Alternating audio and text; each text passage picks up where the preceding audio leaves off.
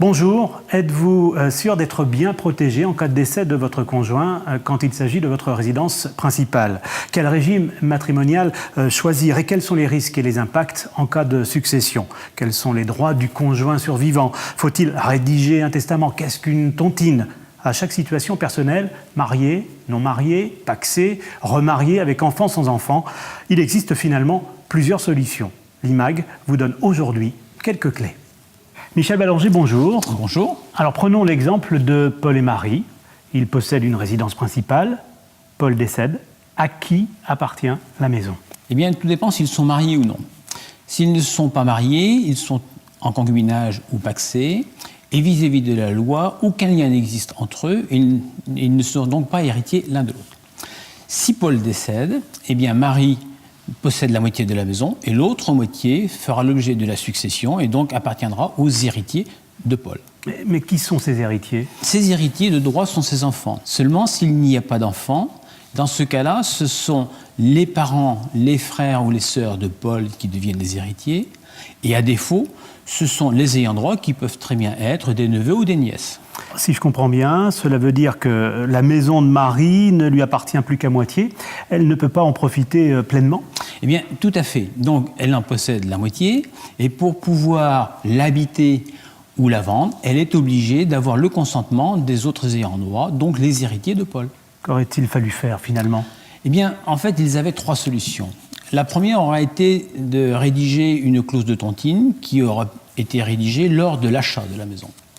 La deuxième solution aurait été de créer une SCI qui aurait pu acheter cette maison. SCI veut dire? Société civile immobilière. La troisième solution, qui est la plus communément utilisée, c'est la rédaction d'un testament qui aurait permis de léguer cette moitié de maison, donc à Marie, pour pouvoir lui transmettre. Ces actes, nous les conseillons de les faire toujours par l'intermédiaire de notaires, de façon à pouvoir les enregistrer.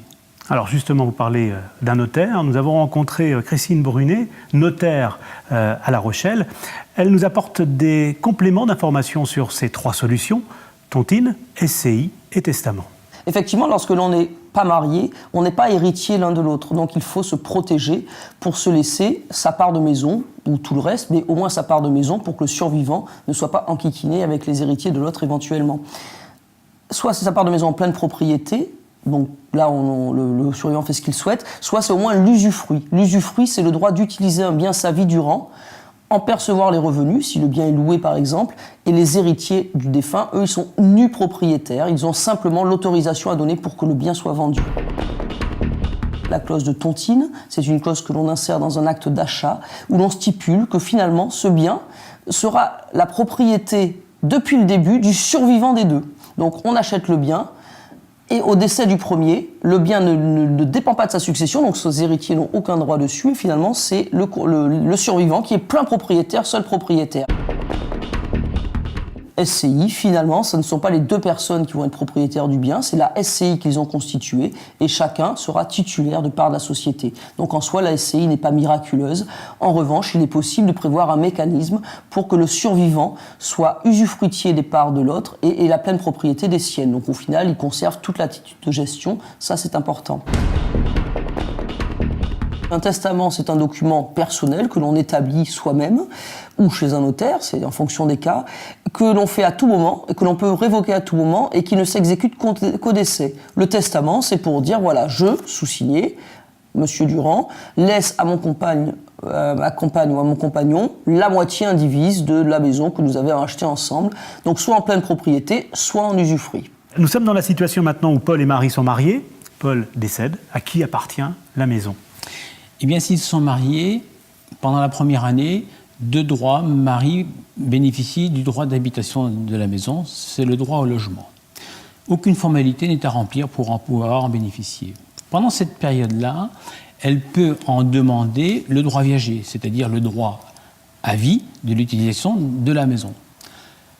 Ce droit ne peut pas lui être refusé, sauf un cas bien précis, c'est si Paul, précédemment décédé, l'avait refusé par un acte authentique. Est-ce une protection suffisante? S'ils ont des enfants communs, communément appelés du même lit, oui. Si par contre il n'y a pas d'enfant, ou s'il n'y a pas d'enfant du même lit, à ce moment-là, nous lui conseillerons de procéder à la signature d'une donation au dernier des vivants. Alors, petite explication de texte sur cette notion de donation au dernier vivant. Nous retournons à La Rochelle, où nous retrouvons Christine Brunet, notaire. Donc la donation au dernier des vivants, c'est également communément appelé la donation entre époux, c'est spécifique aux couples mariés, et c'est de dire, chérie, ça c'est moi qui le rajoute, si je meurs avant toi, je te laisse tout ce que j'ai, tous mes biens, mais je ne peux pas déshériter mes enfants si j'en ai, donc tu ne pourras pas tout prendre si j'ai des enfants, donc tu auras une option dans ma succession, principalement pour schématiser, c'est d'avoir l'usufruit des biens de son conjoint. Donc on est ainsi protégé d'avoir au moins la gestion et le droit d'utiliser ces biens. Pour que Marie puisse bénéficier de la propriété pleine et entière de la maison, qu'aurait-il fallu faire finalement ?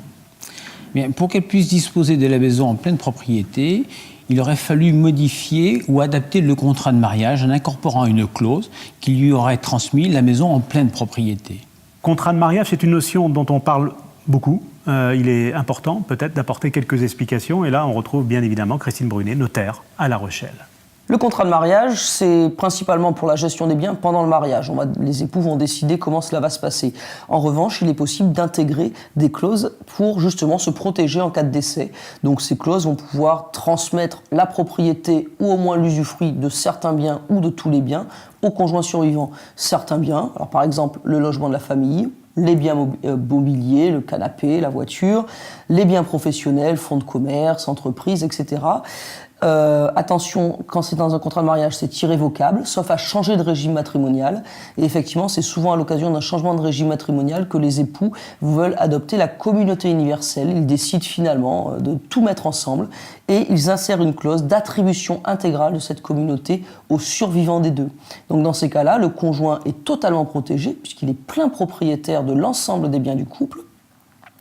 Et les enfants, eux, finalement, ne seront héritiers que de leurs seconds parents s'il n'a pas tout dépensé en faisant le tour du monde, par exemple. Donc c'est une protection optimale, mais finalement, pour les enfants, ça peut être périlleux. En conclusion, n'hésitez surtout pas à pousser la porte du Crédit Mutuel Océan pour rencontrer un conseiller. Autre solution, rencontrer un notaire. Quoi qu'il en soit, dans ce domaine, il est utile d'être bien renseigné pour bien se protéger. À très bientôt pour un prochain IMAG.